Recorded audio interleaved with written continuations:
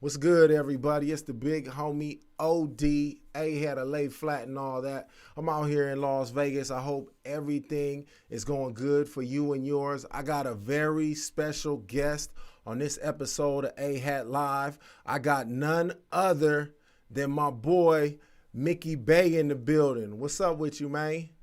What's up? What's going on? Thanks for having me. Oh, no, man. I appreciate you coming on with me and you know what I'm saying, getting on the scene with me and jumping on this interview. I know you got things to do and you know you're out there taking care of business, but I did want to touch bases with you real quick and see what's popping. So what's been going on with you lately? I know you got a lot of things going on, but how you living right now during this COVID situation? Everything good? Yeah, it could be better. The COVID stuff, throwing on that mask to go everywhere. That's the only messed up part. But it became so normal that it's gonna almost feel weird not having to get it. Yeah. So that's gonna be the crazy part. But I'm kind of in a different lane right now. Just helping the young guys out. My fighters that I'm working with. I'm just putting my all into them to help them stay at the top and to get to the top. Okay, that's what's up. Yeah, we're gonna talk about your new fighters and everything momentarily. But first, I want to start out. I don't want to start out at the very, very beginning, but I do want to tap in. Like, what was the first promotion company that you signed with? Who was that? Roy Jones originally.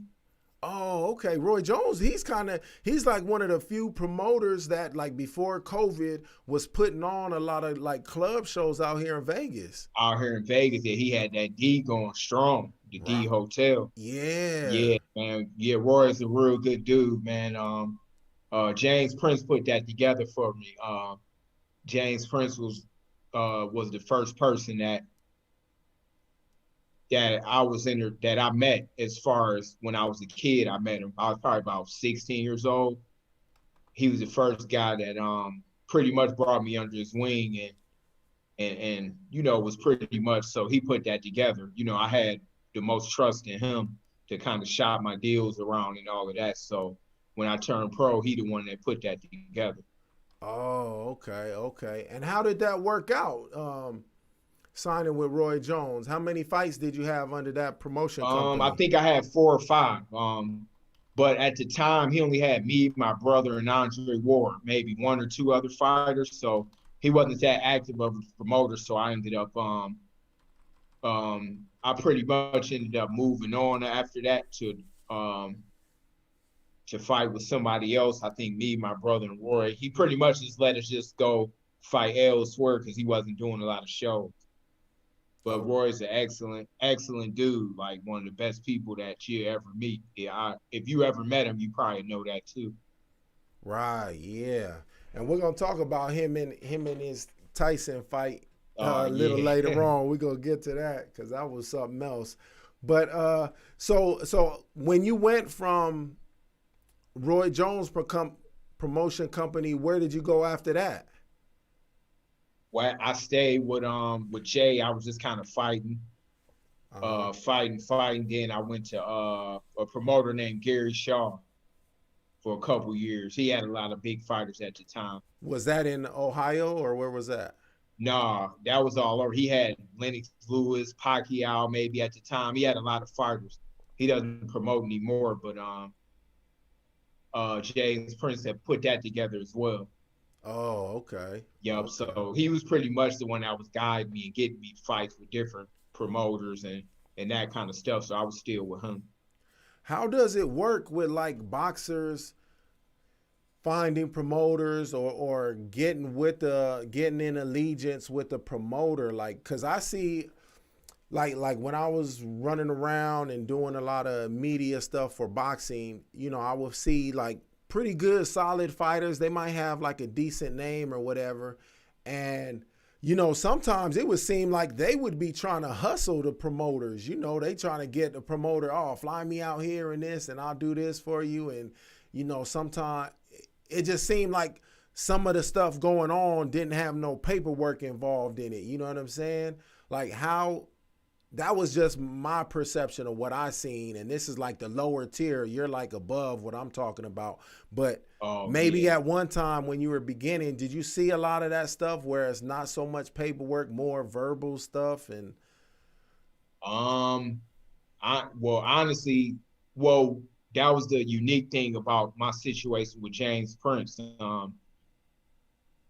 It was more like a family thing because I met him when I was young. He met my family. I lived in Houston with him too at one point. He was okay, gonna move my family down to Houston and even employ some of my family members to some of his programs and stuff. So he was somebody that I trusted and I just liked outside of business. We'd fly around together and just hang out and stuff like that. But so I didn't really have to go through that because he was the one talking to promoters for me. So I never really even, if I sat down with him, it was with him along with my dad. It was me, my dad, and James Prince. So with our situation, it wasn't just me. So that was the difference. That it was Jay Prince set up all of my meetings, and we flew around and just met with promoters, and we heard them all out together. okay, But to answer the question, a lot of like lower tier fighters, they kind of got to try to get in where they fit in because when you at a higher level, it's usually the promoters doing that. They the ones that's trying to kind of hustle you and get the best, longest deal they can get on you for the cheapest. You can't knock them as business, but they right, don't tell you like, oh, you can get an attorney. And most all fighters pretty much come from poverty and lower education, so they don't know to get a lawyer or none of that kind of stuff. So a lot of fighters do get taken advantage of. right. Yeah, it does seem like that, and that's why when I go to some of the boxing gyms, like some of the older boxers, maybe they was fighting in like the 80s or early 90s or whatever. A lot of them aren't doing so well. It's just like the name brand fighters that everybody would kind of recognize their name. Those ones are doing good, but it's like so many that aren't at that level. Like talk about that real quick, because I know you're in the boxing gym, so you see a lot of boxers that you come in contact with them and they might not be the upper echelon. Like, how hard is it for boxers to like really make a living in boxing? I'm gonna be honest, man. Right now, it's the best ever that it ever been. Mm, I mean, it's so easy now to make a living that I think that's why you see fighters ducking each other a lot and fights not happening because there's so much money out there to fight anybody that guys would rather not risk losing or fighting a certain opponent because they get paid big regardless. So I think that boxing as a sport was much better in the 80s, 90s, 70s as far as competition, but it's way more money now. Like I do hate to see, like you just said, guys that can fight and they just doing bad and they didn't get a chance to make a lot of money or they got ripped off. I just wish that they can get help because it's so much money in boxing that I think that they can put some money aside and get a retirement fund. That's something that I'm gonna try my best to do is get something like that for the fighters because a lot of guys, they shouldn't have to live the way, everybody needs some help sometime, no different than the fighters. So I think that it ain't nothing to take a couple dollars out of each ticket sale and put it up for a retirement fund.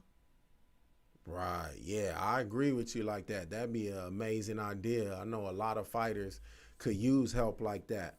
So when you went on from um, working out there, when did you sign with Top Rank? Because that was like your first like major promotional company, right? Yeah, I actually was supposed to. Well, Gary was he was big too. He doesn't promote now, but he was big. He had a deal. He was with Showtime and he had Lennox Lewis. He had a bunch of people back then, but he Okay. retired. But Mm-hmm. yeah, well, Top Rank actually, I was gonna sign with them straight out of the gate. That's who I kind of wanted to sign with, but Jay Prince, he wanted to go a different route, so I just followed his lead. It was Mm-hmm. actually between him and Al Haymon, at the beginning, that, and man, them some big mistakes not to have went with those two. But I mean, especially Al. I mean, you know, about me just saying that name, but Right. it's all good though. But yeah, I ended up getting with Top Rank. So wait. Talk about that real quick. So Al Haymon was interested in you, and or how did that work out? I was one of the first fighters ever that he was interested in after his first original feud, like Antonio Tarver and Vernon Forrest. Mm-hmm. I would have been like his only, you know, I would have been the first one out of his whole new crop. Damn. I was from my hometown. Okay. From Cleveland, where I'm originally from Cleveland, Ohio. Same neighborhood as Al Haymon and Don King. Okay. Yeah, so they both wanted to sign me, but I already had a commitment with Jay Prince and to go with Roy Jones. So I just stuck with that. I didn't even entertain the situation. Right. Damn. But Al's an amazing dude. I'll say that for sure. Like, right. Different dude. Different kind of dude. Like some of what you were just talking about where you said like now is like the best time for boxers. Like isn't Al Haymon like part of that? Listen. He's the reason why, man. Listen, he the reason why boxing changed. Nobody can deny that. Like when he got in the game, promoters couldn't even compete with him. He raised the bar up so high that they had to start paying their fighters better. So he changed the game. Guys was coming back when they was negotiating against Al. They would have to quadruple or triple their purse to keep up with him. And they was like, man, we can't do that, or they didn't want to do it. So Al ended up getting, you know, Al is just different, man. He's in the game to help feed the fighters. He doesn't really care about the blood on the canvas and the rough part of the sport. He admires that, but he's one of those guys who just want to see the fighters do well. And James Prince is the same way. Like James is real hands-on, and he'll make sure you get your money as well. Like he's more. Both of them are low key, but you know, they both come from the music background and done great in that. But both of their thing is to help the less fortunate. They love making people rich, especially people from the hood, like both of them. But Al just did it at an astronomical level. The way he did it is just, I don't think it's ever gonna be duplicated the same. Right. And what's so amazing about Al Haymon is one, that he's a black dude doing it. Like we already know 100%. what time it is with that. And then the fact that he's like so low key, like that's the most gangster thing out of everything he do. You don't catch him nowhere. And listen, he give all the fighters all of the shine. Right. I mean, but the stuff that he does, man, and just behind the scenes and things that he done for me, I mean, it's just incredible. Like, if I never actually been signed with him, but the names that you heard, my names would have been amongst the biggest names. I always had a big name. You know, I was a world champ. I did good, but I would have been great with a guy like him. Right. Yeah, so that's the difference in signing with him. You can't be great without the platform, and Al will put you on that platform. Right. Yeah. And he gets a lot of, I remember when, you know, maybe just a couple years ago, and maybe it still goes on now, but he was getting a lot of criticism. And it's kind of like what you were saying as a positive, but the media and some boxing fans, they were putting it as a negative, like, you know, he's allowing the fighters not to fight the most challenging fights, you know what I'm saying? But it's a benefit for the boxers because they shouldn't have to always risk everything every fight. Not every fight, nah. Yeah. But I'm gonna be honest with you though, it's the fighters. Al just give him, he bring the best opportunities to him, but it be the fighters that say, oh, I don't want to fight him yet. See, Al just not gonna make you fight him. He does want the biggest fights, but he does understand that it's longevity, and it's like you said, you can't have a Super Bowl type fight every match. Right. But to me, I would be fair to the fans. Like, I give out at least 4 names and say, okay, which one y'all want me to fight? If I don't fight the top one, I'll at least fight the 2 and fight the 1 next. I would fight the 1, but I'm saying I think the fighter should at least fight the second best one and build it up, and then fight the first one. Because you can't jump into the biggest fight, right? You want to brew them up. Like, say my fighter, Devin Haney. Right. it's gonna take time for him and Ryan Garcia or him and Tiafimo. It'd be great now, but imagine if it's 2 years from now or a year, 2 years. You know, these dudes 21, 22 years old, 23. Right. Devin wants to smoke now, and I do too, because I know he'd come out on top. But Yeah. at the end of the day, some of them got to be built up to the Raider Stadium fights, and the you still got to build those up too. So yeah, I definitely feel you on that, and it gives the fighters to opportunity to get accustomed to that elite level. Like, you don't want to just jump to the 11th level or the 10th level. You want to go to 7, 8, 100%. 9, and then 10. You have to, just like college basketball players. You go to different levels. You don't. Tom Brady had to start at a certain level. You don't just jump in and become a lot of guys come off the bench at the beginning, or they alternate, or they work their way up. But I do agree with you and the fans. I want to see the best fight still, even if at least you say set up a 4-man or 6-man tournament. I think boxing need to be more of a tournament style format, so everybody get a chance to make money, and then everybody not scared to lose because of that. Put them in a tournament and but see, that's what Al was doing. And a lot of other promoters are doing it now because they follow this league with recycling guys. Don't just throw them away after they lose a couple. Pacquiao lost 7 fights, and to me, is still one of the best fighters in the game. Right. And still one of the biggest draws. Oh, yeah, after Floyd, he still is. It's going to take a Wilder versus Fury or something.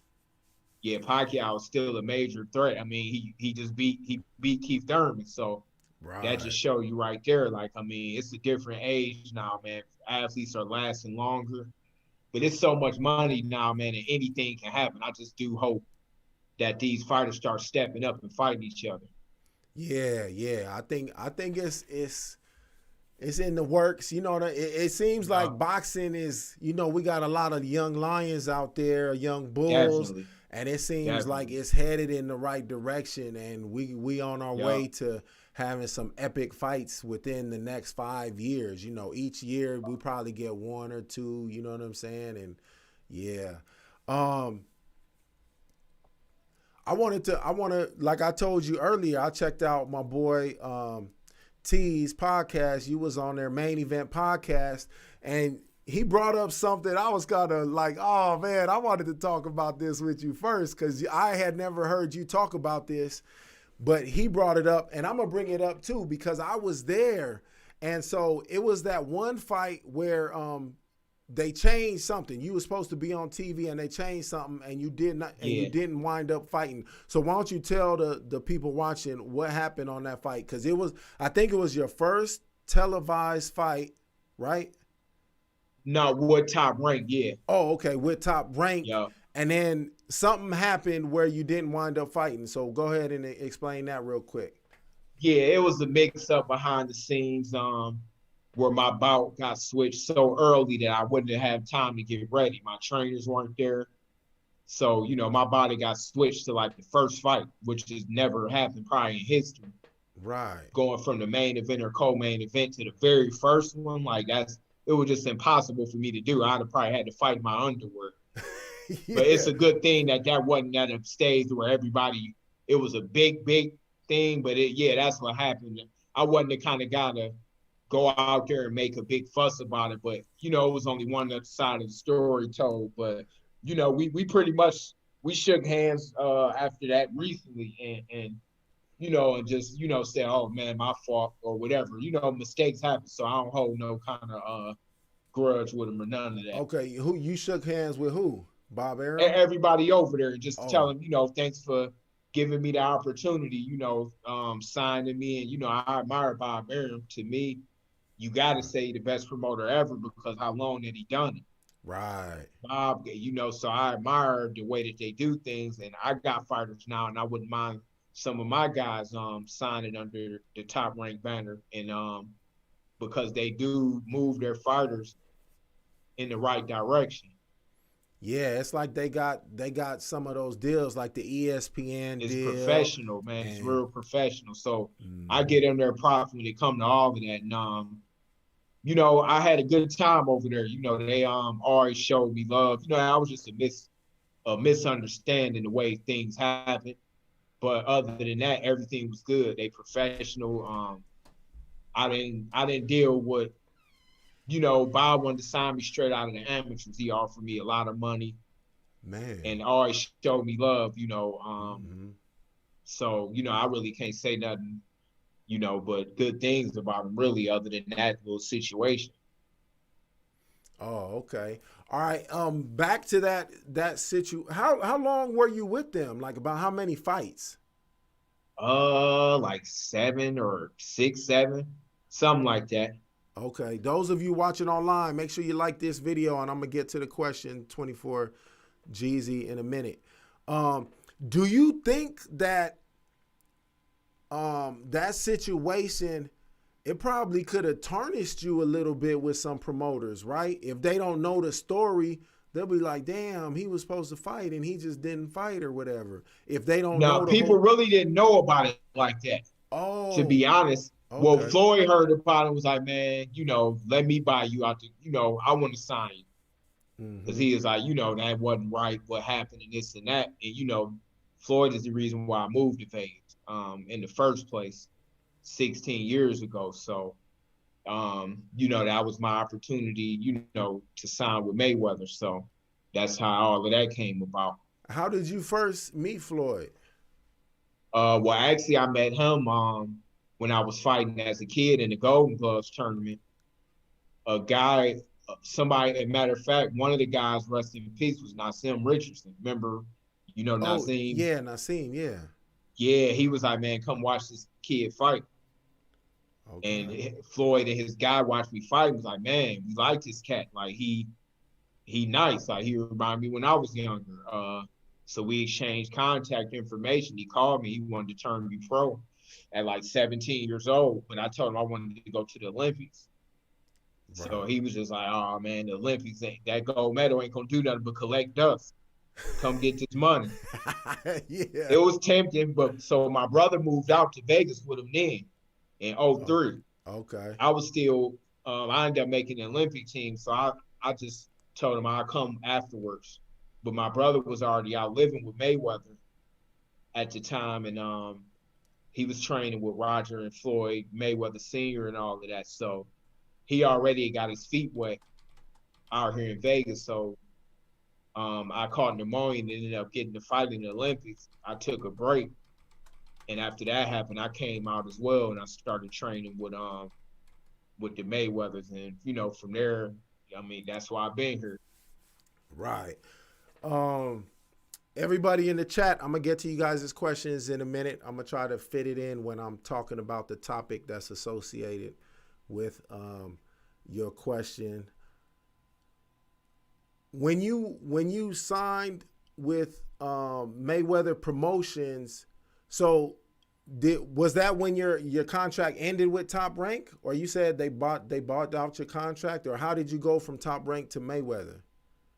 Yeah, it was just about up. They probably would have renewed it or something like that. They Oh, wanted to extend it or something, but you know, I wanted to part ways, and but we did put some money up and gave it to Top Rank.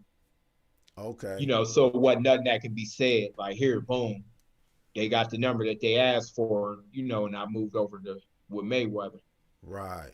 Okay. So when I was watching, I watched a lot of your interviews, and I seen that you said once you signed with Mayweather, um, it was like his cousin or somebody started managing you, right?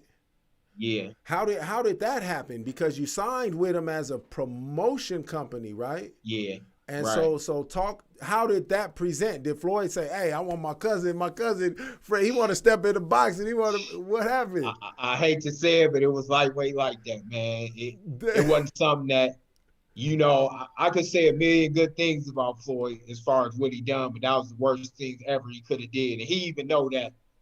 But it's too bad that it had to be learned. I had to be the the guinea scapegoat, pig, the yeah. scapegoat for people to see that he didn't really shouldn't have been in the game. You know, that wasn't the time to be experimented on. Like Right. At this point, everything was great without him. So my thing was like, this is not something that should be experimented with. Like, let's see if he can do the job. We're gonna assign him to you. Like, everything was great before that. I liked the way Floyd dealt with me my whole life that I known before that. So that was kind of like it was odd, but at this point I'm like, man, I'm late as far as I was going. My plans with James Prince was for me to win the title before De La Hoya did with maybe 11 or 12 fights. So Right. I figured like, man, let me go ahead and just get this show on the road. I ain't going, I'm gonna just agree with everything and just move forward. Damn. Okay.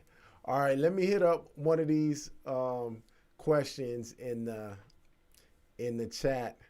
Ah, wait. I'm gonna come up to those. So I'm not gonna ask them right now. I'm gonna squeeze them in when I get on to that. So what was the when you left? When you left, because you left Mayweather Promotions. Like when did that happen? When did you sever ties with Mayweather Promotions? Man, hardly ever, never really. What? Yeah, like I mean, probably a year ago when never really. I mean, I was with him for a while. I just wasn't, getting fights. I couldn't, I was Damn. with him for a very long time, probably 7, 8 years or something, 6, 7, 8 years. And was his cousin like your manager that whole time? No, he wasn't. At Okay. the end, is when it, you know, he was my manager for a few years. Okay. Yeah, he was my manager for a few years. But even after a few years, Floyd was all right, man. I kind of we gotta handle this. I see how it's going. So yeah, go ahead. Like, you earned your right to part ways with him. So just do it this way and that way. And that happened. But um, it's boxing, man. At the end of the day, I had one of the worst unfortunate stories on the business end, but I think I handled it better than most people because a lot of the guys, like you talked about, that's depressed or on drugs or this or that, it came from the business side of boxing mainly. Right. It's like the streets, but 10 times worse because you're dealing with people that got your livelihood on the line. So you got to Right. play, sometimes you got to play by a certain rules that's not right. But you don't want to get sabotaged out of, it's just weird. The sport is beautiful as far as the actual art of the sport is the most beautiful sport in the world. Worst by far when it comes to business. So Yeah. by far, you ain't even a competition of anything that can be ran. Like there's no other business where you can wake up and say you want to be a manager, promoter, or trainer and set boxing. You can't just go to the Chicago Bulls and step in and start managing them. You get what I'm saying? Like, so Right. boxing need to have some kind of, hearings or something before stuff get done. I think stuff like that could be better. Right. Yeah, definitely. And it is like it's kind of like the wild wild west. Like It you got a is, lot of man. frauds in there that they might have the money to buy the manager license or whatever, but Yup, and they could fool fighters, and then the yeah. fighter gets stuck, and it goes on a lot. Like it goes on a lot. But like I say, I handled it well to have short cane and not really got a lot of the big fights like I should have gotten. I wanted. I don't complain. I'm gonna probably still do a farewell fight next year. One or Okay. two more, but right now, of course, my priority is Devin Haney and my other guys. Right. Let's talk about that right there. Your boxing career because that hits on one of these questions in the chat. So 24 Jeezy, he said, what do you think about making a comeback? I want to see you against the guy who outboxed Rolly. I don't know who he's talking about. Do you know who that Oh, is? I'll smash that dude. Now I come back. I'll beat both of them easy. Like I could still beat 98, 99% of these fighters. Like, but Yeah. that's what makes it so dangerous for me working with Devin because not only I can beat the guys that he's fighting. So imagine me sitting back, being able to help a younger guy that got all of the tools and be able to put it into him, you know, he haven't even reached the surface of what he's going to be because he's still basically a kid. He ain't even reached his man strength yet. So that's just going to be a Right. dangerous combination, me putting in what I learned from training with Mayweather Sr. and being under Emmanuel Stewart and guys like that. Mm-hmm. But yeah, I'll fight that guy any day. Like, dudes, I'll fight Ryan Garcia, any of them. I know I'm still nice if I get in there and have a training camp. Right. So you're not gonna try to pursue like becoming champion again because you just said something about you'll have a farewell Um, fight or one or two. I might. I mean, it'd have to be relatively short because I see this the thing about me. Like we said, if I fight, I want real fights. I don't Right. want to cheat the fans. I know I still got it. I'll just train. But so yeah, I mean, if I did do it, it just wouldn't be for long. I would probably win the belt and retire. Like, cause I made a commitment to Devin and my other guys, but mainly Devin, that you know it's all him. Like my attention is solely focused on you being the, you know, breaking Mayweather's record, and I gotta be dedicated to help you become one of the greatest fighters ever. So that's really my number one goal is I gotta put him before myself. Okay. I want to go back to Floyd's cousin managing you one more time, because when I said that I was there at the one where you didn't wind up fighting Right, that time. You know what I'm saying? I right, remember I was like it was almost like a huddle. It might have been T Butler that was there. I can't remember who was around, but I remember I right. was in like the circle or the right there, and you was like, "Yeah, I ain't fighting, man," because you was saying something or whatever. So it seemed to me, my impression of you, I didn't know you at the time, just barely Right. seen you, was like you're aware of what's going on and you're Yeah. not gonna let like a promoter or whatever just take advantage of you. But then, it seems like the person that I seen that said they weren't gonna fight, which was you, would Right. have been like, you want your cousin to manage me. Who does he manage right now? Or Yeah. Yeah. You're so right about that. so tell me, like, I'm trying to put the pieces to the No, this is a puzzle. good question. So you Yeah. basically saying why did you stand up this time? Like, because Yeah, I yeah. get what you're saying. Honestly, because you know, Floyd is somebody that, you know, of course I look up to him. He said it was good, so I'm all right, well, I'm gonna be good. Because Floyd said it. Any other time, everything Floyd ever said or he did, he always done it. Like, you know, even before, because he actually was gonna sign me as the manager. Mayweather was gonna manage me out of the when I first turned pro, he was gonna manage me this way before he was promoted. He was gonna Mm, be my manager. okay. So he was like, oh, it's all good. Like, you know, but you know, Floyd got so much going on that he can't pay attention. So a lot of the things that was happening, he didn't know what was going on. And I didn't want to bother him about it because he got a lot of stuff going on in his life and outside the ring. I'm like, man, I'll just be patient on the situation until it just got so bad to where I had to come to him and let him know what was going on. Then he like, oh damn, okay, I wasn't aware of that, and I thought this and I thought that.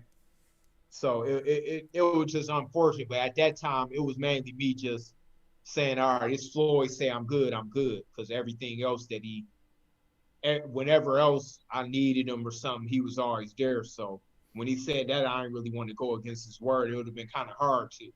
Yeah, I could understand it because you had Yeah, known him so long and yeah, he has so much respect in your eyes. Like he probably right. couldn't even do wrong. So you was like, oh, you did that and you making all these millions and you say this is right and you got all that money. I'm going to follow. Yeah, I'm going to run that play. Listen, that was he a part of the reason why I was with when I signed with James Prince. Oh, You is remember he used to manage Mayweather. yeah, that's right. So that was, you know, just by me looking at Floyd, I'm like, okay, well, when I met James Prince and him, I'm like, okay, cool. This is the one that Floyd is with. Because I knew the Ghetto Boys and all that, but I was young. So, but at the end of the day, when I met him, I liked him a lot, Jay. But Floyd was a part of that influence that made me say, okay, is with him. So boom, I'm gonna mess with him too, because Floyd Mayweather is with him. Right. Yeah, that makes sense, man. And Shout out that ain't a every. good thing, though, that I can say is it's different strokes for different folks. So you can't look at one situation and think it'd be good for you just because it's good for somebody else. Not saying that that wasn't, because I love working with Jay. That's probably who, since I should have stayed with him, basically throughout. Like, the stuff would have went there, but I ain't a coulda, shoulda, woulda person. Now Right. what I do is just give my fighters the best advice that I can possibly give them. Yeah, that makes sense, man. Shout out to everybody in the chat right now. Shout out to my boy Patrick Allen out there. My boy Patrick Allen, he in Henderson out here in Vegas, and he said he used to watch a lot of videos with you online with Floyd Sr. And he said you got a killer jab, man. How was that working with Floyd Sr. on the mitts and everything? And go ahead. Man, I owe it to Floyd. See, one thing about me, man, I'm gonna get dudes they roast. It's like a lot of guys, they don't want to give people their props, and Floyd the reason why I'm able to train, period. What? If it wasn't for me working with him, I wouldn't be doing this. Like everything, I've been with a couple, I've been under Emmanuel Stewart and other great trainers when I was young, but Floyd Sr., the bulk of my knowledge and the system of how I train is from Floyd Sr. So Floyd is just a genius, man. I don't know how he even came up with that kind of stuff. Like the whole world is trying to mimic it now, but it's not nowhere near. I know you see everybody trying to, but it's different when you work and the art and the science behind what he's doing. That's the difference. Like when I worked with Devin was under the senior as well. So senior got old and, it's kind of retired. So he like, boom. Other than junior, I've been with senior the longest. But I soaked it in because it's a difference training and fighting. So going all the way to this question, it was beautiful working with senior, man. We was real close. He showed me the game. Like, man, if it wasn't for him, I wouldn't even be training right. If I was trained, I wouldn't be as good. I can say that. Like from what he taught me and me having the blessing to know how to implement it, because it's real hard. Yeah. It's different than fighting. Like it's totally different. So I just guess since I didn't get to get my full potential out of the ring, bam, I think I got another blessing in this way because I think that I deserved it. I think I just deserved it because of my character and the genuine intentions that I did have when stuff didn't go right. I think that this is why this blessing came. Right. Yeah, that's dope. Hey, T is in the chat right now. T, what's up, T? Yeah, hey, T. I was just telling him how I just watched the. I was watching the interview he had with you on your podcast. Everybody out there watching, make sure y'all check out. What is it called? The Ring podcast. What's it called? T, put it in the chat, the name of your podcast, man. I can't think of it. Main Event Podcast. That's what it is. Check out my boy T Butler's Main Event Podcast. He based out here in Las Vegas as well. All right, so somebody in the chat, they asked what's your record? 24-3. 24-3. Who asked that? Somebody just asked.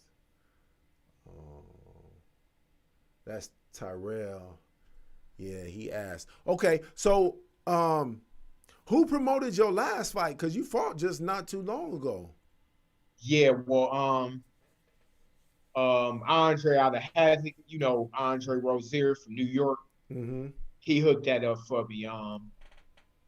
And that's crazy, man. And I think I had 3.5 years off, came back and fought the kid who's finna fight Teofimo. It's funny, dude, that's my record. I barely lost ever. I've lost 2 split decisions on short notice in the fight where I was winning with Molina. So them is my losses. What you could say is, but yeah, I fought Kambosos my last fight, who's #1 in the world at the time, coming back at 36 and fighting him with a 3.5 layoff, and the crowd was booing after the fight. They thought I won. Damn. So yeah, but Andre Rozier from Havoc hooked that up for me. So are you even gonna bother trying to sign with another promotion company, or since you're not really like 100% focused on being a boxer, you're just gonna maybe just fit your fights in where you could fit them in? Yeah, it'd have to be the right situation because I took a lot of shortcomings with my career. Like, people that know. Like, it's high people up in this game. It's like, man, you got screwed worse than anybody we ever saw. I keep stuff up under the hat for now. But I still answer when people like you and T that know boxing ask. Right. But one day it'll probably be a movie or something like that. So. Yeah. But I'm gonna keep it real though, man, because I had a lot of weird, unfortunate situations. But who knows? We might make history. My fighter might be promoting me, or we might do something to where I'm the co-main, turn around and train him for the main event. We talked about Yeah. doing some crazy stuff like that. Like I fight, win, come back, throw on my trainer suit, and then me and he fighting. Yeah. So we might, who knows? It might be under Devin Haney Promotions. I think Yeah. that'd be big. It never been done for a fighter to promote their trainer. I think so. Yeah, I that'd don't put be no hard past. right there. That'd be Yeah, so we hard. might do something like that here in Vegas. Okay, yeah, that's what's up. All right, I want to know. Let's talk about Devin Haney for a minute. How did you first meet Devin Haney? I don't know that story. When did you first see him, or how did that happen? Well, I met Devin when he was a real little kid. When he first came out, he was training with the Mayweathers, and they told me about him, man, we got this little kid that's only like 7, but he learning fast. So I always had my eye on him, and I met him. I always was watching him like, man, this kid could fight. Right. So like years later, I would see him more and more in the gym, and he would kind of a couple times he just touched on it. He like, one day you gonna train me, and it was kind of just like a laugh, But at the time, actually, that I got the call like in February this year. And I was actually in Phoenix getting ready to promote a boxing show with one of my friends that had like a little outdoor arena out there in Phoenix. And the crazy thing is I was thinking about Devin and talking to my brother about him. And I get the call 2 days later. And the craziest thing in the world is that I'm like, man, can these walls talk or what? Because I swear 2 days later, I get the call. Somebody hit my brother up like, man, Devin and Bill, Devin's dad, they looking for your new number or something. So we gave him the number, and his dad FaceTimed me and was like, what's up, Mick? What's going on? What you doing?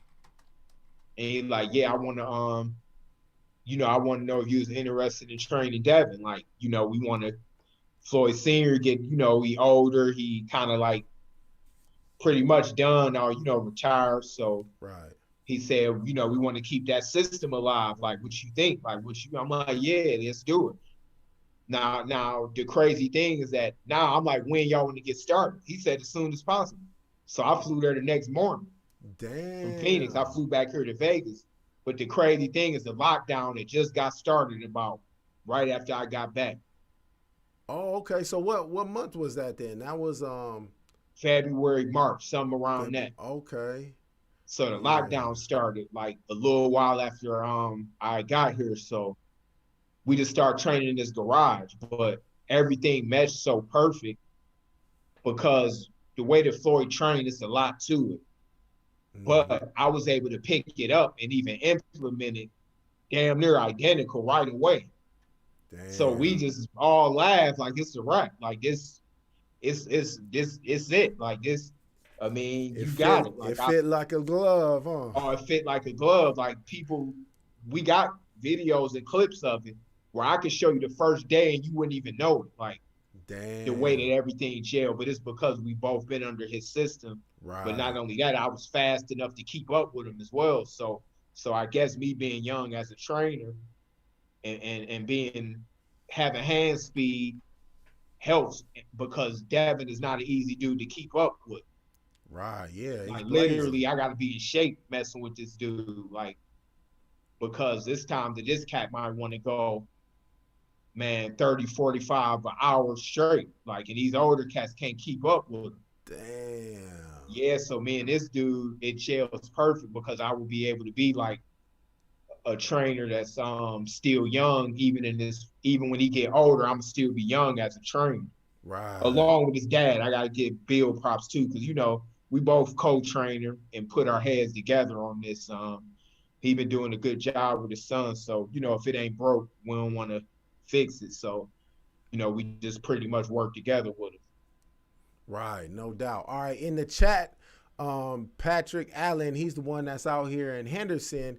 He wanted to know, where do you guys train at? Like, what boxing gym? We've been at Real Boxing Training on Sahara and Jones. Oh, okay. Yeah, it's on Sahara and Jones. One day you got to come up too, AD.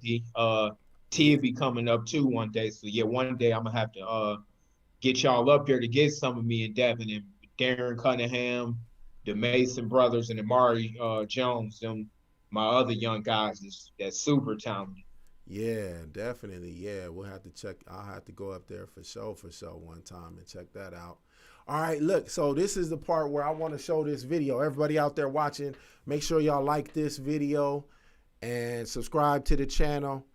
And I'm about to show everybody watching this video real quick, Mickey, and then I'm gonna repeat it to you because you're not gonna be able to see it, but I'm gonna kind of foretell it. It's Sean Porter. I did an interview with Sean Porter, and I asked him about Teofimo Lopez, Ryan Garcia, Devin Haney, and Shakur Stevenson. And so I kind of asked him to rate them or whatever. And so he wasn't throwing no shade on anybody, just giving like his opinions on everything. So I'm gonna play the clip for everybody watching on what he said about Devin Haney, and then I'm gonna come back to you and I'm gonna see what you think about it. So let me set it up and let them watch this real quick. Okay, so what about Devin Haney? Why do you... So Devin's thing is his team. Devin's thing is his preparation. I think that Devin has not prepared himself to become a world champion. I think Devin has prepared himself to be undefeated. He's prepared himself to be the quote unquote next Mayweather. Oh, let's pop the commercial up while I'm showing them the video. Hold on. Whether he's prepared himself to be action-packed, but he has not prepared himself to be a world champion. And I think any world champion knows what I'm talking about right now. Your training camp, yeah, there's some bumping, some bruises, and it's a little bit of a roller coaster ride through a training camp, but everything is tight. Everybody knows what they're doing day by day. You got your whole schedule and regiment planned out from beginning to end. I know that Teofimo and his dad and his team, I know that right now they have that. I know that right now Devin Haney, that's a big part to the game as far as being a champion. And right now he does not have that solidified enough for me. I don't think that he has prepared himself to become a world champion at this point in his career. He's prepared himself to be undefeated. He's prepared himself to basically be anybody at that lower level, but there's some other things that's got to be added when you go all the way up. Different game plans, different strategies, different ways to punch. If you're punching with the same speed, the same tempo, those guys like Lomachenko, those guys like Danny Garcia, Errol Spence Garcia, Keith Thurman, Sean Porter, especially Manny Pacquiao, Leo Santa Cruz, those guys can pick up that rhythm and that tempo. They can see it before it comes. They know exactly what's coming, and they'll keep you off balance, and you won't be able to connect the way you did when you were undefeated on your way up. So I think that there's some things blocking him from becoming a world champion. Is just the preparation for me at this point. Okay. So the video just ended, and so let me kind of summarize what he was saying, Mickey, since you didn't get to see it like everybody else watching. So Sean Porter, in the whole video, I didn't show this part, but he said he thinks Teofimo is the best out of all those names that I mentioned, out of Devin Haney, Ryan Garcia, Shakur Stevenson. And so I asked him about each one. Why is this person not the best out of this group of people? So when I got to Devin Haney, he said, and this is just his honest opinion, he wasn't throwing no shade on everybody, right. But since you're in Devin Haney's camp, like, Right. man, I want to hear what you got to say about this. So he said the first thing he said was his team. He said he doesn't think he's prepared to be a world champion. He said he's prepared to beat the lower tier and be undefeated with the lower tier people. But he said in a camp, everything should be tight. Everybody knows exactly what they're doing day by day. The whole regimen is scheduled out from beginning to end. And he said Devin Haney doesn't have that in his opinion. You know, he's not there, I'm assuming. So he does, you know, he's just basing it off. I don't know what he's basing it off of. And then he said he doesn't think his camp is solidified enough. I think it's just more about the regimen and everything just being boom, boom, boom. And you're a former world champion, so you know how structure, I think he's talking about a lot of structure right there. And he said his preparation needs to be improved in order for him to be able to beat a Teofimo or a Santa Cruz or some of these upper. And he said even Shakur Stevenson has that right now, but he said Devin Haney doesn't have that. So what do you think of that? Like, is he right? Is he wrong? Or what do you think? Well, I mean, he's seen a lot of Devin's camps through his career. So what I think that it is to him is it been a lot of switches, you know, but sometimes guys just like to fill out this and that, you know, to see what the fit is. So, you know, I know for a fact me and him are a great fit. So, but I get what he's saying because, I mean, a lot of people can say, oh, you know, he tried this trainer, that trainer, this trainer, but I'm sure now that, you know, we locked in and, but other than that, as far as, you know, I see other people's camps even before I came in, and I'm not that impressed with their camps. Like, it's easy to say something after a fighter win, but people was just complaining about Teofimo's dad until he beat Lomachenko. So I don't think that would have been said before the Lomachenko fight. So really, I've been in a lot of camps and I've seen stuff that I wasn't impressed with, you know, with a lot of camps. But at the end of the day, I think with Devin, it probably was brought up more from just seeing a lot of different camps. Like, you know, but he's young and his dad is real precise on who he wants in and stuff like that. So sometimes you get people that want to fill out and try this guy, that guy. But I think that what we got now, that'll change a lot. But I still know that he would beat all of those guys now. And the reason how you know that is because why won't they fight him? The money is there. He getting paid more than everybody we just named. Devin is. He's the youngest as well. So my thing is, Devin is the youngest too. So my thing is this: he getting paid more, and so what's the excuse for them not to fight Devin? And Devin is calling them out. Devin to fight these guys. And then sometimes you never know what go on in camp too. Little things that you might not mention, but I get what Sean is probably saying because he's been around. He knows those guys too, so he probably seen different faces in the camp a lot. Because I was kind of saying the same thing, like, you know, it ain't good to have as many, you know, but now, boom, I think that we locked in and, you know, he gonna have the best camp in boxing, you know, now. So, you know, I'm bringing a lot of knowledge to the table and teachings way further than all these other camps. And you know, the pieces that I know I can bring in outside of myself would be top tier because I train with guys that overlap anybody in the game with Floyd Mayweather Sr., Emmanuel Stewart, Bill Miller. I just named 3 guys that trained 80% of the best fighters in history since the early 1900s.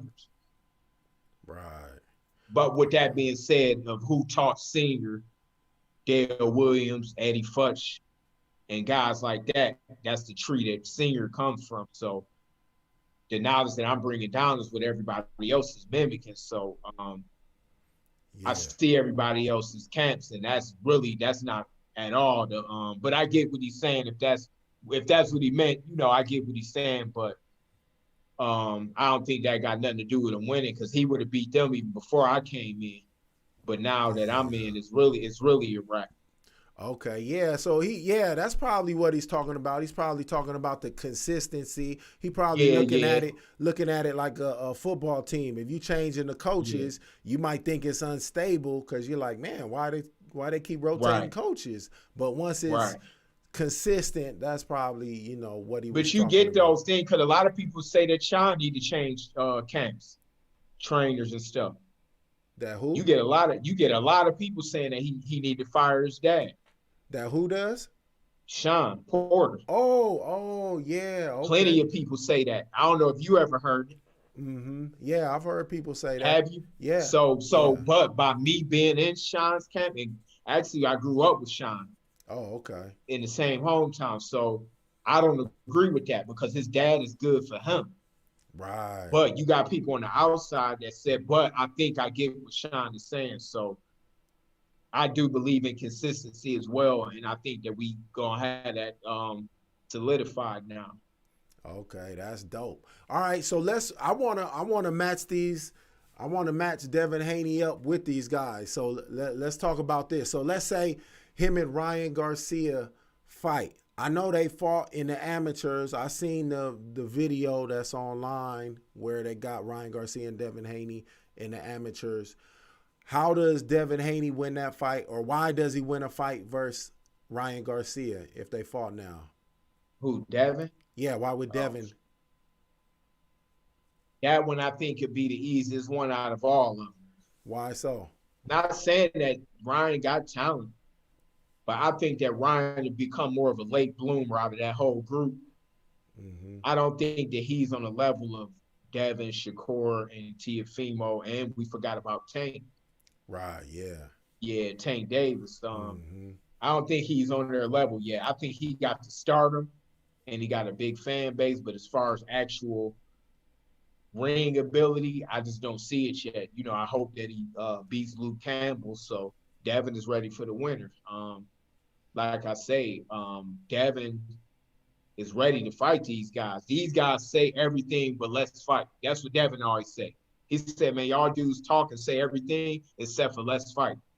So that's my thing. Devin is a throwback fighter. He always say that. He say, y'all say all this stuff except for let's fight. Mm-hmm. All right, I'm making more money than you, Teofimo. I'm making more money than these other guys. Yes, make it happen, and yes, fight. You get more money than you can get. So Devin is confident to put his O on the line and fight any of those guys. But at the end, now I give not taking away nothing. Teofimo's a dog. He went in there and beat Lomachenko. That was a big risk. So I give him his props. But like I say, Devin always say, y'all saying everything, but let's fight. Match Teofimo up versus Haney. Like, how would that work out? Like, what could Haney do against Teofimo to make him win? The same thing he always done when they shared the ring, even though it's just sparring. But Devin just got too much skills. Like, he fought a great fight. He fought a good fight against Lomachenko. Lomachenko didn't open up till late, but when he opened up, it was problems for Teofimo. Devin is opening up from round 1 to round 12 if it goes 12. So they sparred before. They sparred before? Yeah. You seen it? Yeah. I didn't see it, but Devin Ben told me about it. Like before, like even I heard about it years ago and heard it from people that witnessed it. Okay. But it's just sparring, so I ain't even gonna bring that up. But Teofimo, I can't take nothing away from him. But Devin definitely outskilled him 100%, hands down. He not hitting Devin with that stuff that he throws. They ain't landing on Devin. Damn. Great fight though. Good fighter, Teofimo, but he won't beat Devin. What about Haney versus Shakur Stevenson? That's another great fight down the line. If Stevenson, that'll probably be a one way down the line, like years, because he's at 30, and I think Devin, after he won another belt or two, he gonna go to 140. Oh, okay. Yeah, so unless Shakur goes to 35, then 40, that's a good fight. Man, Devin to beat all of them. Like, I ain't just saying that because I'm working with him, but I just think that I'll make this prediction now that he's gonna outlast everybody we just named. Well, The same way that? Floyd outlasted all of them dudes that came up with him. Why do you think so? Number one, I think that he got the best pedigree. He had the best teachers. I'm a new teacher in the game that came up with the right teachings and the right science behind me. I already saw my competition as far as trainers and stuff. Mm-hmm. And you guys, any fighter that I'm training now that I work with, they work with all the great trainers. And I don't even barely even say I'm even a trainer yet, which I am. Mm-hmm. But they be like, man, you got me. Everybody say you got this cat way better. So what that mean to me is like, if you train with 5 great trainers, then I must be good at doing this. Now that's the advantage number one. I see who I'm going up against on that end, and I don't really think it's, I'm gonna have that end covered. But as far as with Devin, his ability to not get hit, his focus out of the ring, is something like I haven't seen in so long. It's like Mayweather. This dude is the nicest dude out the ring, but mean as hell when it come to compete. Like what Tiafimo and them say, they got to be ready to back it up because Devin want to fight now from hearing what they think it's a joke when it's more for clout and publicity. Oh, Devin, this and that. No, Devin get mad and put his running stuff on, go run 8 miles and say, let's go to the gym. And he mad when he trains. And I'm in there for 4 or 5 hours with him. They ain't doing this stuff. Like, yeah, y'all might work hard, but he different. Like he been under Mayweather to see. He don't care if Mayweather in this way, he want to run through him. That's the difference with Devin. He said he don't care if it's Mayweather in this way, he's gonna spank him. What about if we hypothetically match up Devin versus Tank? Now that's a great fight, man. That's a great one. One of the biggest fights in boxing to me, even as early as it is, like they style contract, which they shared the ring a lot in sparring. Oh, is that right? Yeah, and I was there on these. So. Oh man, so that was there on recent since you've been training. It was a few years ago. Oh, okay. It was a few years ago, but I ain't one of them guys that always like to say, oh, because he did this and sparring to that, because I enjoyed seeing Tank fight. I could still admit it that he's a monster just because I got a guy that's on the other side. I'm still gonna give him his props. He's the beast, but Devin outboxed him. Like, great fight though, man. That could be a big pay-per-view fight. But my thing is this: Devin wants it. Do these other guys want it? That's what I'm trying to figure out. Like Devin keeps saying it. He putting up stuff all over the internet about fighting these guys. Look what happened with Gary Russell. He was doing all this and that. When it came down to it, he went and hid. Devin a mean little dude when it comes to boxing. They ain't like they can fight, but I'm saying like dudes like Ryan Garcia, I think is more just for the entertainment and stuff. Devin really get mad. Like that he the kind of dude that'll get mad if 5 fans out of 10 million fans think Ryan can win. He want to prove them 5 wrong. Even though 10 million said he can win. He like, oh, 5 said I can't beat him. Oh, okay, I'm gonna show them. Like he got that Mayweather in him when it comes to that for sure. Dang, okay. My boy Patrick all Allen. Of them excellent fighters though, man. They are good fighters though, for sure. Oh yeah. They're definitely gonna be lifting up boxing in through these next few years. In the chat, my boy Patrick Allen, he said, yeah, Devin got the sugar footwork in the ring. It's sweet to see. Yeah, he do got that footwork. And then he says, a lot of people talk about Tank and Haney in Spar Wars, their sparring session or whatever. So, yeah, that's what's up. All right, let me see what else I wanted to holler at you about. So, who do you think is next for Haney? Well, honestly, Haney want the winner of the Luke Campbell and Ryan Garcia fight. Oh, okay. So he waiting to see what's gonna happen with that. And if Ryan win, then I don't think we're gonna get that one. Just to be honest, I think that he gonna really want to smoke with Devin. Oh, you think he gonna duck the fade? I think even his trainer was like, oh, he wanted to wait at 4 or 5 fights, but I think that Luke could take the fight if he was to win. Because he older, and I don't think he got too much room to really turn down title fights and stuff. So right. But Devin will fight a top opponent. He did it his last fight. Gamboa was the best available opponent. He tried to fight Luke. He tried to fight Lomachenko. He wanted to fight Gary. Gamboa was the only one that was willing to step up, so Devin fought him. Like at 21, Devin wanted to prove that he can do what the throwback fighters did, win some unifications at 22, 23 years old, 21 years old, versus waiting till you're 30 and all that. Right. Yeah, I hear you on that. So I know you. Who do you think is going to win the Ryan Garcia versus Luke Campbell? When you really analyze it, do you think Ryan Garcia is going to be able to pull that out? This is probably his toughest opponent. It is, yeah. He should be able to edge him, but I got it like close to where it probably a controversial decision. What? I'm hoping not, because I want Ryan to win just so him and Devin can fight in the future.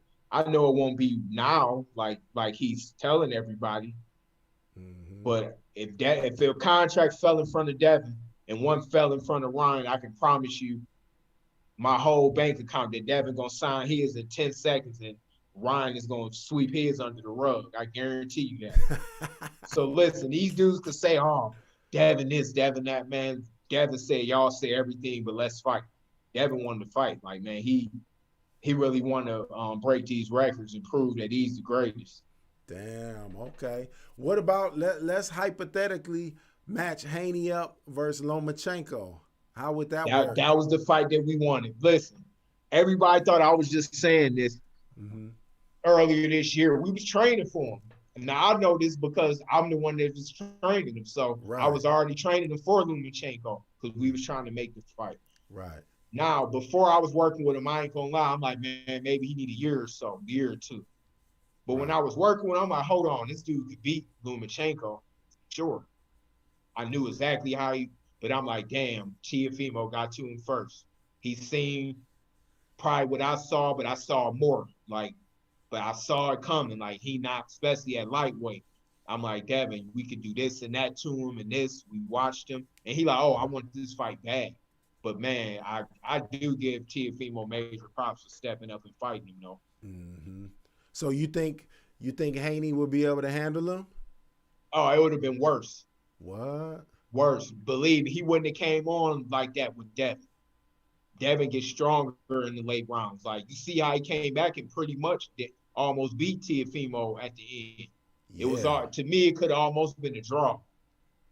Yeah. After them late, I gave it like 7-5 maybe. But it wouldn't have happened with Devin. You can't. Devin not stepping off that pedal. He got some of the best endurance that you will ever see. Like,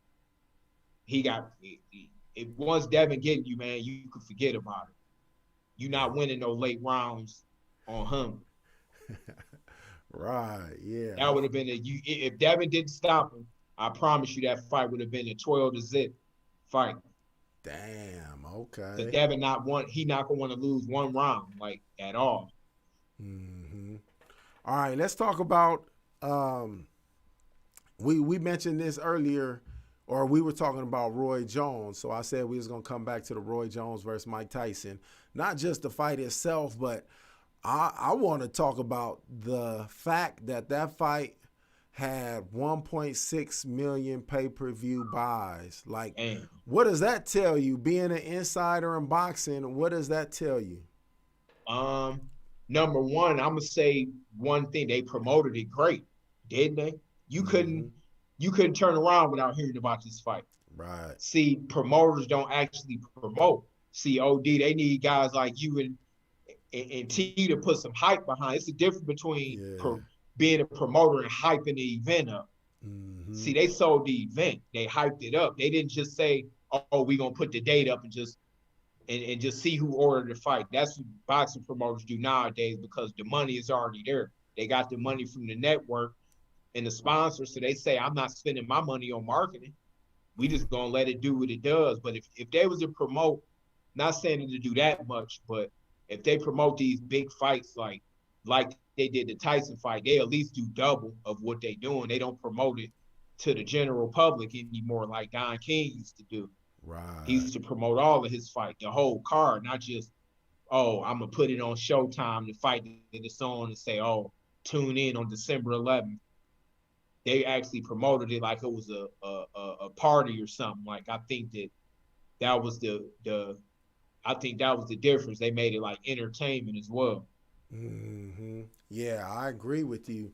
I definitely agree with you with that. And what did you think about Snoop Dogg's commentary? Oh, I thought it was funny. Yeah, You know, it was funny because cracking up.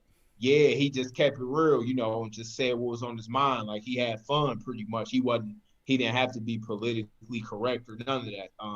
Right. I thought it was pretty cool. Like, you know, I think that things like that added in, maybe not, of course he couldn't commentate a real fight, but right, adding him in just on promotion and adding different pieces to the game, especially promoters got the money in the they get the money put up to do it. I just think that they got to be willing to share the money and say, okay, let's promote Devin Haney versus Tank. Let's get Snoop. Let's get Jay-Z. Let's get Blink 182. Let's get different kind of cultures. Let's put them in on this fight and get their input. Let them watch it to tape. 5 might say Devin gonna win. 5 might say Tank. Bam. Let them go out and even if you gotta pay them to be a part of the event. Then it's gonna get their fans and make people more aware of what's going on. Yeah, I definitely agree with you. And I seen an article that I used to work for Snoop Dogg like some years ago. I did some video. Oh, did you? Oh, so you know firsthand then. Yeah, he's a super hustler. And I read an article, and Snoop Dogg, he partnered up with Triller. Triller were the one that bought the pay-per-view, and he's starting a boxing league. And I think it's going to be like a, you know, like the exhibition type of boxing like that event was. What do you think about that? Smart. Now that's the difference between, like you just said the key word, hustle. Yeah. See, he realized, man, hold on. He realized, I think he seen something ain't being done. Like, man, I could jump into this game and probably do better than now. It'd be hard. That's a hard feat because it's the difference of promoting actual boxing. But I think that promoters need to link up with these type guys, like, because they actually know how to promote. Right. These promoters are older. They don't know how to actually hype an event up. Like, they just do like, okay, we get the date, the site, and put it on the channel that they fighting on, and that's the promotion. They ain't going out on the radio, and they thinking, you know, you supposed to just hear about it by Matching, just through the boxing sites. Those are already people that know boxing. You got to get out to the general public, pull in new fans. Right. So I think that Snoop sees that, like, you know what? I can bring my audience in and do something huge. Like, you know, I think that it'd be big, but I think that if a promoter was smart, they would join in with guys like Snoop. Maybe not have them commentate, but have them help promote the events. Right. Yeah, I definitely like Don King used to do. He had James Brown, all kind of people at Muhammad Ali's fights. Yeah, he kind of set the stage for all of that. You know, that's kind of like the blueprint they should be using. Oh, 100%. So I know if I ever get big into the game like that, which is probably my plan too, whether it could be probably with Devin Haney Promotions. You know, I pretty much work with his dad with the company as well. So if I had any say so, Bill done a great job with his son as far as that. But that'd be my thing. Like, man, listen, let's go out and get some people that can do the things better than us instead of us trying to do everything. Let's let the guys that can do it better than us do it. Right, yeah. Promoters don't want to do that, though. They want to keep everything to themselves. Like, oh, I want to do this. I want to keep all of the money. Nah, if you got to put out some money to make the event bigger, it's going to pay out better anyway in the long run. Right, yeah, no doubt. So kind of like along those lines, exhibition fights. What do you think about Mayweather versus Logan Paul? Um, it's kind of awkward. I was already hearing about it way before it happened, but Okay. I'm just trying to figure out what weight they gonna fight at because dude is big, right? Yeah, that's what blew my mind because it's such. Yeah, I think he's like 190. Yeah, so Floyd, I'm sure he barely probably can get over 160. Yeah, no, dude's 180. I mean, he's like 180, Oh, 190. so Floyd Something like probably that. gonna make him lose weight. Yeah, he gonna Floyd make him probably can get come up to down. 160 something, maybe tops. Okay. And Yeah. gets a lot of money on the line. So dude will probably kill himself to make whatever weight he have to make what he gonna make for fighting Floyd. I mean, the money that Floyd brings to the table, it's hard to turn down. Like you got to take that. So Floyd, Floyd is a businessman, great businessman for himself, hands down, one of the smartest athletes Right. ever in history. And if you notice the fights in February, so say if dude got to lose like 15 or 20 pounds, ain't enough he time. and this is the first time dude ever had to do that, and he's gonna be fighting an elite boxer. It's Right. stacking the odds in your favor to compensate 100%. for that weight. And here's my discrepancy. thing as well, though. I think they should wait till the pandemic is all the way over, unless they fight because Floyd don't like fighting out of Vegas. So unless they're gonna do the Raiders Stadium and jack the tickets up and have like half of the arena, I don't know how much it holds, but a lot of the football arenas are doing 20, 25,000 people. So maybe if they fight at the Raiders Stadium, they would probably jack the tickets up and just had 20,000 people there. And probably still damn near break a record. But I think after he saw what Tyson and Roy did, he said, "Oh, I got to get some of that."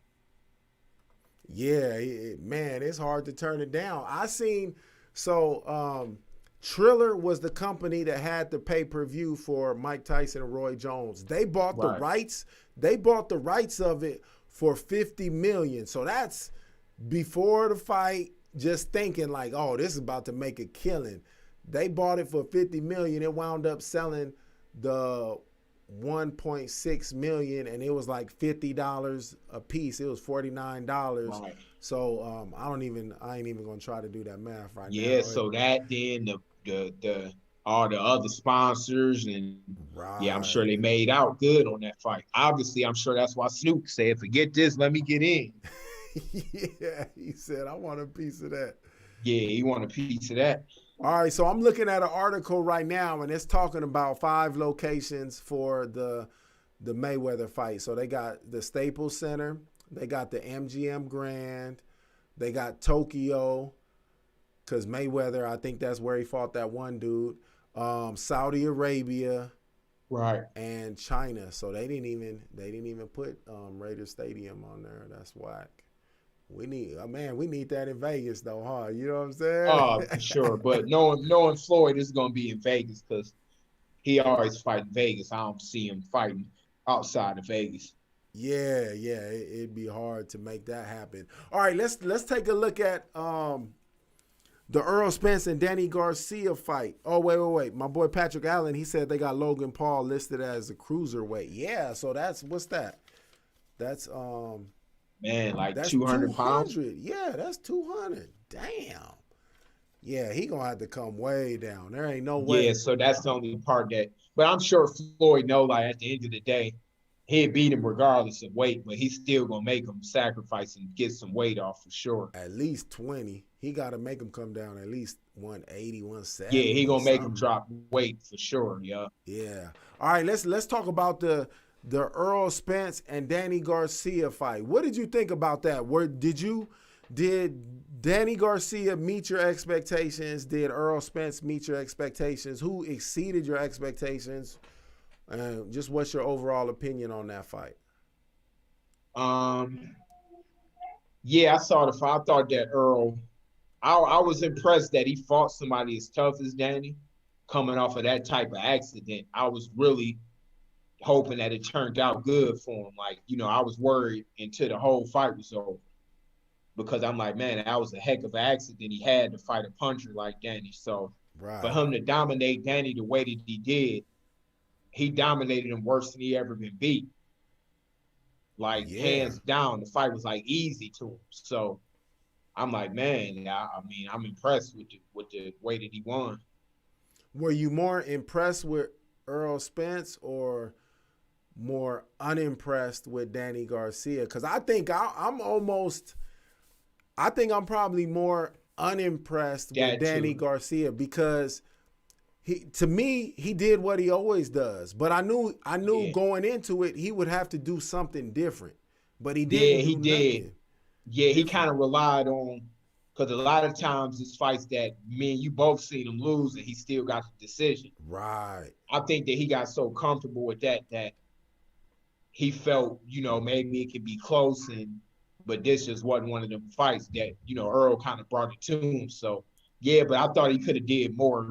Danny could have definitely did more. But I think he probably felt Earl's thunder and said, you know what, let me watch it too, because I know guys that been in the ring with Earl that said he got scary punching power.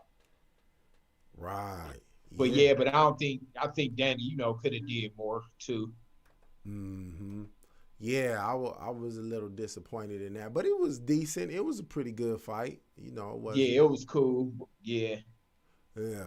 All right. What's your opinion on the Canelo Alvarez and Callum Smith fight? That's coming up in like 2 weeks, I think. Yeah, I really got to watch Callum because I never seen a lot of him. Oh, I think okay. he got a lot of brothers, so I get it mixed up. But Canelo, I don't see. I would like to see Canelo fight Benavidez. Oh, that's interesting because I just did an interview with Samson, who's his promoter, and I asked him like, "What's up with Canelo and Benavidez?" And he said he don't think it's gonna happen. And he said the reason he said that is because he knows. I think it's Canelo's manager, and they real good friends. And he said his interest is to take care of Canelo, and Right. Yup. Benavidez is like a threat to him. You know what I'm Man, saying? listen, 100%. I agree with what he said. Mm-hmm. Not saying that he will win, but he got the best shot around that weight to me to beat him. Yeah, yeah. I think Benavidez is gonna be a problem for anybody at that weight. 100%. For real, for real. All right, man. So that's good, man. I appreciate you taking your time to chop it up with me. Oh I know yeah, man.